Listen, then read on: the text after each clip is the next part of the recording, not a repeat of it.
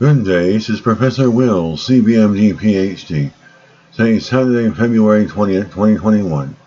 It is 2:32 and 56 seconds p.m. Eastern Standard Time. Today's research, heart attack risk. So let's hop to it here. Eating more refined grains increases risk of heart attack, early death. The researchers examined diets from diverse populations in low, middle, and high-income countries. Date February 19, 2021. Source Simon Fraser University. Summary. A new study found consuming a high number of refined grains, such as croissants and white bread, is associated with a higher risk of major cardiovascular disease, stroke, and early death. The prospective urban-rural epidemiology peer study has been examining diets from diverse populations in low, middle, and high-income countries around the world.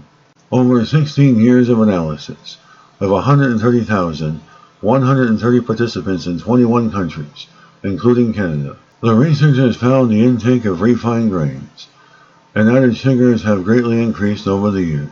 Grains were categorized into three groups: refined grains, whole grains, and white rice. Refined grains included goods made with refined, e.g. white flour, including white bread, pasta noodles, breakfast cereals, crackers, and bakery products, desserts containing refined grains. Whole grains included whole grain flour, e.g. buckwheat, and intact or cracked whole grains, e.g. steel-cut oats. The study found that having more than 7 servings of refined grains per day was associated with a 27% greater risk for early death, 33% greater risk for heart disease, and 47% greater risk for stroke.